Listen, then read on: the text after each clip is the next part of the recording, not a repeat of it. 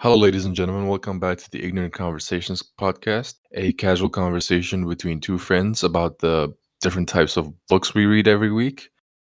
And this week, we're going to be talking about Cynic philosophy, mainly Diogenes, who's more or less the founder of the Cynic philosophy school. Really? He's the founder of this school of thought? Yeah. That's odd. I mean, I'm not really a philosophy buff, but I have to say that prior to you mentioning the book, I haven't heard about him. Yeah, actually, here's how the whole thing started. The whole thing, as many things does with philosophy, it started with Socrates. He had an idea that in order to live a good life, you don't need to be rich. You don't need a lot of possessions. And Diogenes basically just took that idea and multiplied it millionfold because he was Right. a radical.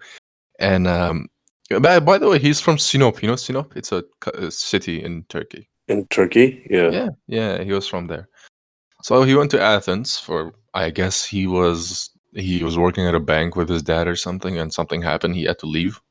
There's different stories about why he left. So he went to Athens, kind of just learned about that Socratic thought, which is that you don't need much to live a good life. Yeah. And he just decided to just live on the streets. One cloak that during the summer you can wear it, and during the winter you can just fold it double so you don't get cold. You have a That stick. that was his only possession? His only possessions was just a cloak, a stick, like a staff, and the Yeah. knapsack, which is basically just like a sack that you put your So, stuff in. sort of like what you see, like in cartoons, you see a traditional hobo, just a cloak on Yeah, his back, a stick, and like a yeah. backpack attached to that. Yeah, like the Great Depression hobos. Basically. All right. Yeah, like the ones in Tom and Jerry.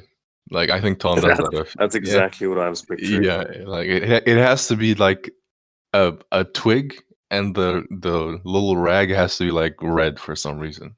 Where is that? Like I imagine that Tom and Jerry, they probably got it from somewhere. Is that really based off like I don't know, let's say the animators saw something in real life, or is that just something they created on the spot and it's just stuck with us? Like the stick in the thing. Hmm.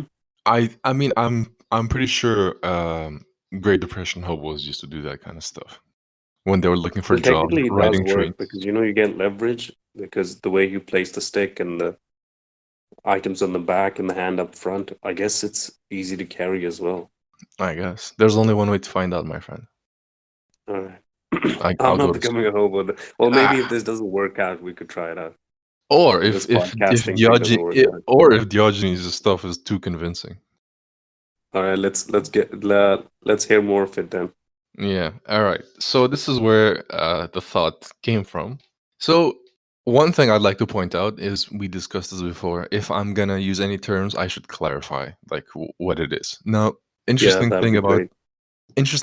cynicism. Today, when you think of cynicism, what do you think? What do you think of? Is it how you like you're sort of, suspicious of things, like cynical of things in that sense? Like you don't really, I would say like if someone presents you something and they Hmm. claim works a certain way or acts a certain way, and you're like, yeah, I don't know about that, sort of, Yeah, so you're yeah. cynical That of that, that is the contemporary definition of cynicism, right? which is according to like the textbook dictionary definition. It's an inclination to believe that people are motivated purely by self-interest, skepticism, doubt, Right. distrust, mistrust, suspicion. Yeah, skepticism. That's what I wanted to say. Like that's how the way when I think of cynicism, I think of skepticism. That's basically it, the modern Hmm. definition. However, that's not what it means in the ancient Greek school of thought. Cynicism comes from the word, let me just check so I don't want to mispronounce it. It comes from the Greek word kunikos, which means dog. It means Dog. dog. Yeah, a dog. And that was Okay. the nickname people gave Diogenes because he used to, people used to say, he used to live like a dog. He had a big old giant ceramic tub that he used to live in with all Yeah. his little possessions, just very few. And, because he was living in the streets of Athens, many dogs were just walking around him. And, he was living with the dogs. So he used to call him Diogenes, the dog. Yeah, that's quite interesting. Yeah. Yeah, so that's where the word came from, actually. The Hmm. etymological explanation. Right. Yeah, pulls up his glasses with one finger. Anyway, Right. so here's an idea of Diogenes. Are you also another term I should point out? Do you know? Are you familiar with Stoicism? Yes, but I think you Stoic. should explain it regardless, To the folks just at for home, everybody. to the folks at home, right? Listening to this, we should explain what Stoicism is. All Stoicism right, is. we're waiting. Yeah, I forgot we have to time this stuff. Are you Anyway, looking it up? no, Stoicism. Uh, no, no, no. Anyway, so basically, Stoicism was another ancient Greek school of thought. It is a way of living with hardship, problems, whatever life is, has thrown at you, without complaining, without worrying about it. The basic When they idea. talk about Stoicism in this book, do they mention Seneca? No, but the thing is, cynicism, cynical Yeah. school of philosophy, is a prelude to Stoicism. Stoicism came after. Oh, okay. Hmm. Yeah, so this kind of helped shape it in one way. Anyway, so now that we have the terms out of the way, discuss Diogenes and what he was thinking. So he was thinking to become a true individual, a true person, and a proper human being, one must reject all values and uses of conventional society and to live in accordance with nature. This is a big theme. Living in accordance with nature is a big theme that also exists in Stoic Right. philosophy. By that, do So you mean in mhm. terms of like the flow of nature? Let's say mankind has, what do you say? The sort of like how you plan things, but nature has a different plan for you, sort of, and you can't predict everything, or nature in the traditional sense, and the don't harm nature, live like animals do. A little bit of both, but mostly the former. Okay. Mostly the former. The idea is that nature has a course; it runs its course, right? Right. And whichever way it flows, you have to flow with it. And that way, whatever happens, there's no reason for you to be upset about it. And one thing that naturally happens to all of us is death, right? There's no reason Right. to be upset about death because it's just nature doing its work. It always has, it's always will. Wow, there's no reason for you to be sad about it. And if you're gonna die, because you will, why should you die complaining about it? It's just a totally natural thing. I mean, one of the Stoics going to be exiled in Rome, I think. I forgot Yeah. his name. He was going to be exiled, which is a horrible thing for somebody to happen, especially in those days. It's not like, you just Right. move to take the next plane to frickin' I don't know where. So he Yeah. was going to be exiled, and he said, "Oh, freaking guy there, you're going to be exiled. You got to leave." He said, "Oh, um, have they taken all of my like my possessions, like my house?" And the guy's like, "Oh no, not yet." He's like, "All right, let's go have a meal at my house then. Then I'll leave." Oh, wow. Okay. So it's pretty Yeah, casual.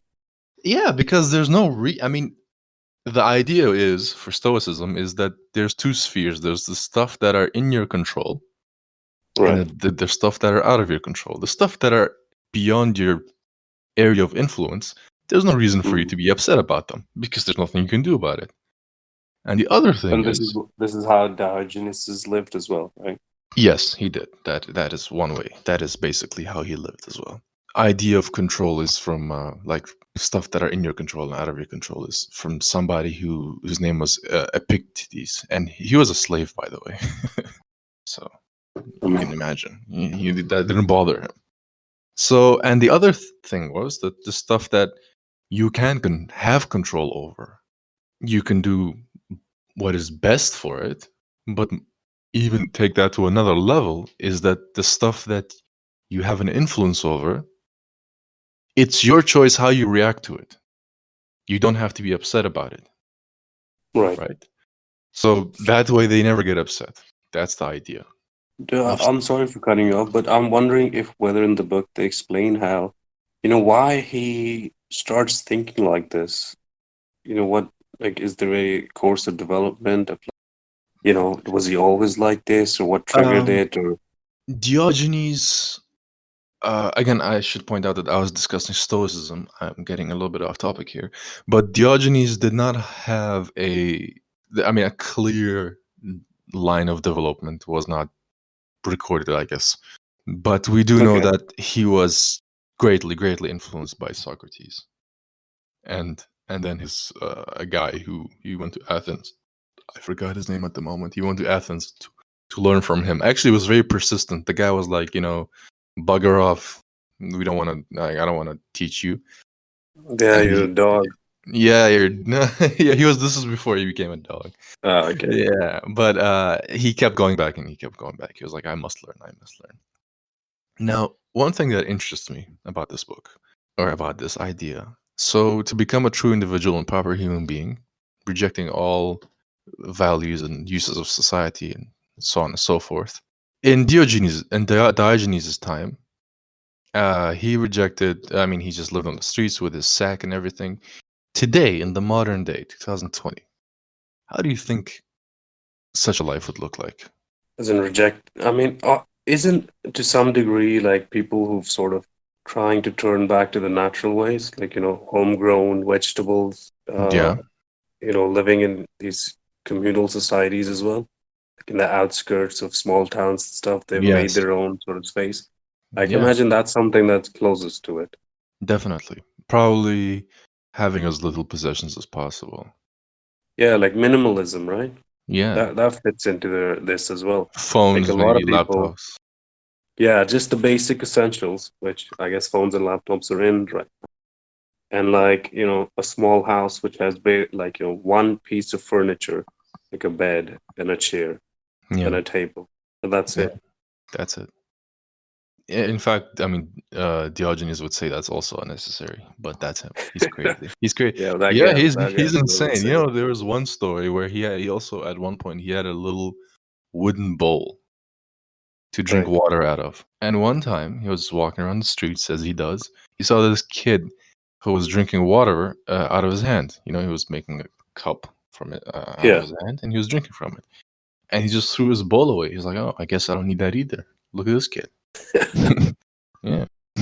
Right. So, yeah, he was extreme, but in the modern society, I mean, the idea is you don't want to be enslaved by your possessions. I understand. Yeah. Yeah, and if you think about it, especially talking about last week, the Hooked book that we discussed, Right. more or less, we are talking about enslavement to products. You wake up, first 15 minutes, you go on your phone. I mean, the course of your day has been changed by a phone. That's absolutely right. Yeah, that's a Yeah. great example. You're like your heart rate goes up when you get a text message or Yeah. when you have to charge your phone and the charger's not nearby. For Yeah, Diogenes, absolutely. for Diogenes, that is an absolute disgrace that Right. a phone would dictate so much of your behavior. By the way, this was during the time of Plato, so Socrates was a Yeah. little bit before him. Plato was his contemporary.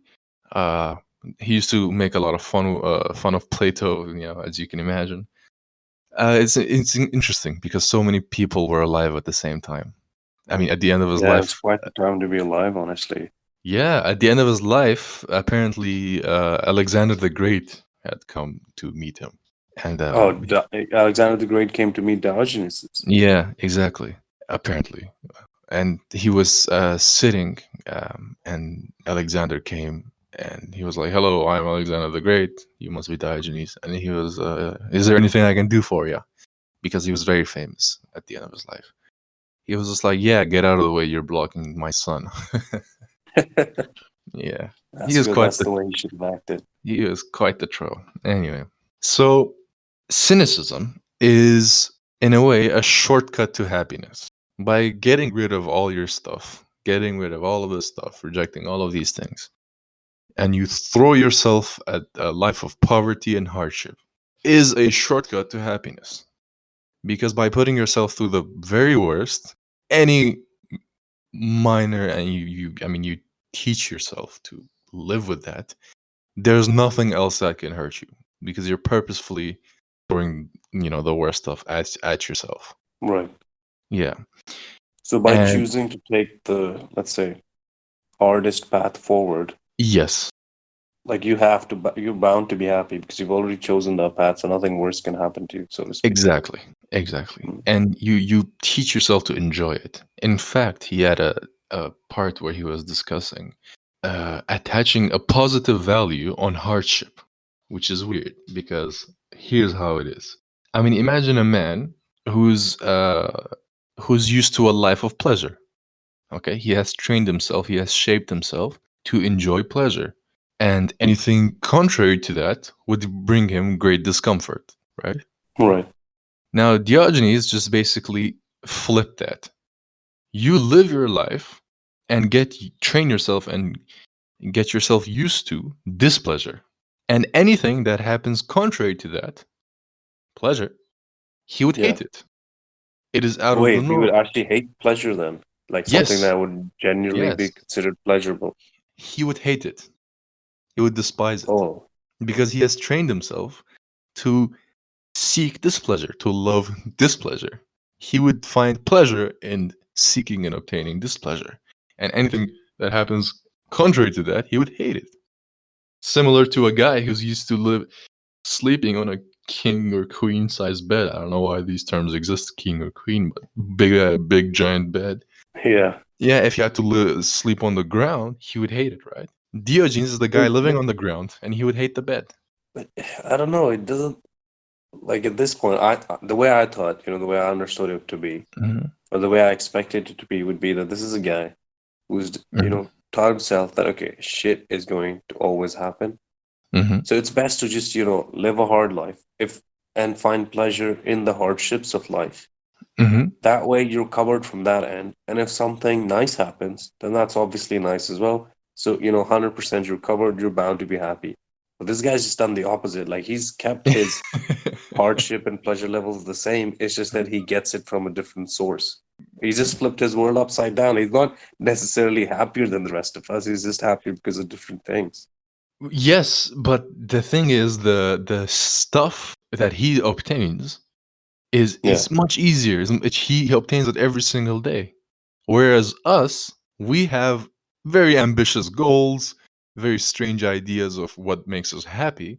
So we're always Yeah, like chasing something doing a that never podcast. comes, like doing a podcast, right? That's fair. All Look, right. we'll be, bro. We have two more viewers. You know. Yes. Yeah, no, no, I understand. Okay, with that explanation, I'm on board. Okay. Yeah. Right. So he was like a happy man. He was walking around, always making fun of people, talking trash, saying how stupid everybody is, which is the next Yeah, bit living what his I'm going best life. living the best life. And he was a very happy man. And the next bit, which I'm going to discuss, is just the various antics, he did, and which I found like really hilarious. But they also Yeah, tried to prove a point. So one other thing that you said is don't forget that it is to live accordance with nature. So you don't need a right. giant bed. You don't need a right. I mean, you Yeah, seek shelter, but I mean, look at the way animals seek shelter, right? You don't need a giant house with a garden, palace, yeah, they just paintings. seek cover. You just seek Cover cover. from the elements of nature. That's about it. That's all you need. Then Yeah. anything more than that is absolutely unnecessary. And the only thing it does to you is enslaves you. That's And it. at the same time, perhaps it makes you like the more comforts that you seek and the more Hmm. comforts you become accustomed to, let's say the softer you become and the more likely that a deviation from even that high comfort level causes you great discomfort, right? Yeah, yeah, yeah. Mm. You essentially lose your own character. You Right. don't become a human being anymore. I mean, think about it. Think of it like this. He had a great part about what it is to be a human being. Like he Yeah. believed that everybody had to figure out what humanity is Hmm. in order to be considered a human in the first place. I mean, Right. It's sort of like a rite of passage. yes, exactly. I mean, he Hmm. used to say a musician. Like you would Right. call a musician if he knows how to play music. You wouldn't call another man a musician if he doesn't know any instruments, right? Ah, okay. Or I guess a podcaster. If you don't own a podcast, you don't have a podcast, you don't run a podcast, you're not a podcaster. Yeah. You can't be labeled as one. In order to be human, You need to understand what humanity is, and then to practice That, it. that's actually quite nice. I wish that's something that they taught in our education system still. Yeah, and Like the you fundamentals of being human, so to speak, or like that yes, journey. yes. Yeah. And you bring up a great point, because I believe that not enough philosophy is being taught today in schools, anywhere. Yeah. But I think, like while we're on, I don't want to keep digressing, but it's just that with philosophy, like the The book point sounds is to great. We just digress. can't. Yeah, like that's really it. Like each topic that you mentioned, we Yeah, find something from it. yeah. And it's sort of like, how our philosophy professor said that, there's just no demand for philosophy professors during a recession. Yeah. And that's really true because I mean, it's just that, like the way the entire education system is structured, it's sort Mhm. of like, they're factory farming us to put Yes. us out there as skilled workers. I And they call it just have no massive incentive. job training. Massive job training. I like Yeah. factory farming more. Yours is much better. Much, much better. But yeah, and that's really what it is. Like you're gonna need quants. If you gotta run your business on Wall Street, you gotta need business analysts to run your businesses. You gotta need economists to run your country. You Mhm. name it. Like these are the people that are being formed through, and there just isn't any chief philosophy minister anymore. Now, though, like what you'll see is countries that are better off. Let's say, I don't know, I forgot which one, but I'm just gonna say one of the Nordic countries or New Zealand or somewhere, and then they'll have like a happiness minister or a wellness minister. Yeah, yeah. But you can only focus on that once you have that sort of money. Like the process of thinking about more abstract things or like sort of like your purpose in life. That's only when you have the time to breathe, the time to think, when you're not worried about actually, when you don't really have, like when you're struggling to survive, Mhm. you just don't have the mental capacity to be worried about, more purposeful things, so to You speak. Because, are 100% correct. I mean, even if you look at the course of history, why do you yeah, think all these philosophers that I'm discussing today came from ancient Greek, and they were not like Eskimos living in igloos, yeah, right? that's good. Right? Nice weather, good system. You have the space to think about these things. Yeah, But the correct ingredients for this sort of stuff. exactly, exactly. But do you think it's also what do you call it? Actually, before I want to move forward on that, I wanted to circle back on that comment that we made about like, when you're struggling to survive, you don't really have time for these things. Hmm. There's this book it's called Poor Economics by Hmm. Banerjee and Esther Duflo. This is a couple, and they recently won the Nobel Prize in Economics, I think, last year. Hmm. And part of that book is like you think that poor people, people that have, let's say, people lower income groups that are struggling with Hmm. financial cash flows, you would Hmm. think that they would be making the most, you know, frugal decisions. They'd be making Hmm. the best decisions, sort of, because they Hmm. just have such limited money that they have to make good decisions. Hmm. But sometimes you notice is that they'd buy a TV or they'd spend a lot of money on a wedding. And Right. part of Yeah. that is, let's say, tradition or something. But from the outside perspective, it looks like, okay, that wasn't a logical decision given your financial health.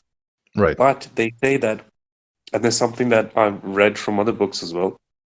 What fundamentally happens is that when you're stressed, when you're stressed about something, let's say food or well-being or anything else, which you would Yeah. be if you were from a lower income background, Right. your brain just doesn't work the same way because it's constantly occupied by that stress. It just doesn't perform at the same optimal level, which is why you end up making decisions that are counterproductive. Yeah. Irrational. Exactly, right? Yeah. Yeah, so I just thought that was interesting to know and we could fit it in here. But yeah, You could fit it in here, and if you were to bring Socrates or Diogenes, they would say that you are absolutely wrong. They would, yeah, they would say that, in fact, the best way to live life is to be poor, right. because you are only worried about. You see, this is the thing. You said that if you have, you know, low income, you're constantly worried Yeah, about like your means of survival and whatever.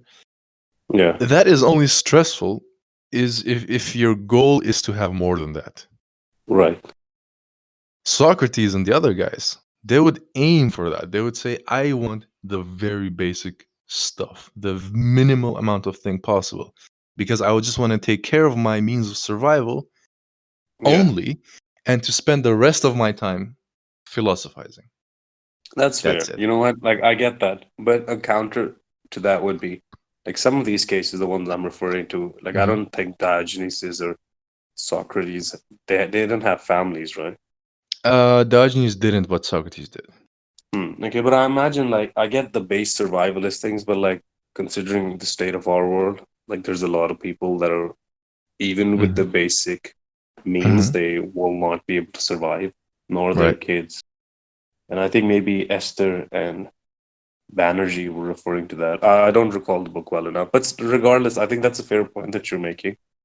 But there's also like the alternative when people are just not able to survive at all, so they even fall out of the scope. That Well, yeah, I mean, you need to yeah, acquire the your means of survival before you can even have this yeah, absolutely, conversation. Anyway, this is just some of Diogenes' ideas. Of course, there's more to discuss, more to learn, but this is just a short podcast that we're having. One thing I'd like to just point out is the structure of the book. Is if anybody's interested, this book is called.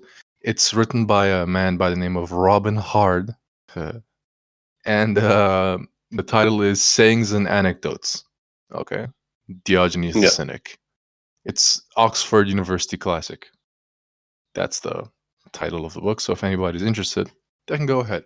The format of the book is more like it's, as the title suggests, it's sayings and anecdotes. So it just goes like line, line, line, line, line. There's not like a proper structure or an explanation of ideas, except in the beginning. In the beginning, they discuss what it is, the time period, some of his ideas. But then afterwards, it is just sayings and anecdotes by various people, throughout history who has recorded Diogenes' stuff. And in addition to him, there's also some of the works of his contemporaries and his followers. One of them that I found very interesting, his name was Crates. He was a very rich man. And after discovering Diogenes and his stuff, he was like, okay, I'm going to join this guy. I'm going to be with this guy. He sold all of his property to the city he was from. So he said, just like Yeah. use these houses and whatever for whatever reason you want to use to help poor people. Well, it's all good for me. And the rest of the money he had, he just threw it away, like into the ocean. And he went in the streets and he screamed, "Today, Crates frees himself from Crates. I am All right. free of my possessions. I can be a free Okay. man." So if you're interested in the book, that's the one. That's how it goes. I would recommend it, definitely. And But what would you rate it out of 10? I would rate it. Okay, look, I could. The thing about a rating is I could rate it from just a book perspective, or from a philosophy perspective. For a regular person, I would rate it an 8 as an overall. I think Yeah, everybody should give like this an a read. overall experience. I would give it an 8, like a light 8. Right. Yeah, I wish there was a little bit more structure, Yeah. but it is sayings and anecdotes. It's in the title. You can't really expect something more. So I can't That's take that away from it. So, but I think philosophy is heavily underrated. I think people should read this stuff. I mean, come on, man. Oh, well, that's fair. I think you've convinced me. I'm interested in this. I mean, specifically like Stoicism and Cynicism. That's Hmm. sort of mm, like the basis, because questioning and going against what the standard is. Hmm. Only by doing that do you really get to the bottom of how things truly work. Yeah, So understanding these two concepts is imperative if you want to learn more about philosophy yourself and the definitely. world itself. Definitely. Yeah. Socrates too, definitely should. Like Plato's work is mainly about Socrates. Some parts, of course. Definitely. Do I you mean, plan on covering a philosophy book anytime soon again? yes, actually. I mean, if you are interested, I, I I'd like to hear more about this, honestly. okay, awesome. I mean, I can be discussing Stoicism, Epictetus's book works. I can discuss Plato stuff, mainly about Socrates. I think it's all relevant to what you're like finding true knowledge, all of Yeah. that stuff. I think maybe once a month, because we upload weekly, but maybe once a month we can do one philosophy book. Yeah, I'm down with that. No All problem. I right, enjoy sounds it. good. Yeah, he was crazy. You know, he used to like walk around in broad daylight carrying a lamp, and people were like, "Hey, what the hell are you doing, man?" He's like, "I'm looking for an honest man." Wow, okay. Yeah, Yeah, this he was. guy is quite the lunatic, but I guess, like at least in ancient Greek, they used to pay attention to these guys, in Oh the yeah, sense that definitely. nowadays, if someone did that, they'd be like, all right, off to the mental asylum. Here's Yeah, some there. Adderall. Yeah. Like, Adderall, antidepressants, injections, yeah, straight basically, jackets. Yeah. absolutely. Man, this is No. nice. Thank you. It's been a while since I read any philosophy, and this is a good refresher, and I'm hoping you can cover more of the same. I will But definitely. It's as very you know, interesting. next week is my turn. Hmm. And the book that I have is not as interesting as the last one, but I think it's sort of like a classic, so to speak. It's called um, How to Make Friends and Influence People by Dale Carnegie. And I know Okay. the name's extremely cheesy, Yeah. and some of what he writes in it is cheesy as well. But this is the way it's written is that this isn't like your, let's say, modern day. If you believe in yourself and like putting Oh my entrepreneur in your bio, things like that. It's not really god. like that. Uh, It's more of a, like, it's written a long time ago, mm-hmm. and I guess society was slightly different back then as well. But the things he Okay. says on a fundamental level do make sense. So I think Okay. it'll still be nice to cover it, and it's just such a highly recommended book that it would be nice to cover the basics of that. But next week I'll be covering that. Awesome. And thank you so much for telling us about Diogenes' It's a stories. pleasure talking to you, man. Always. This is it. Thank you. Thanks for talking to me, man. And thanks for anybody who listens to this stuff. So, I'll see y'all next week.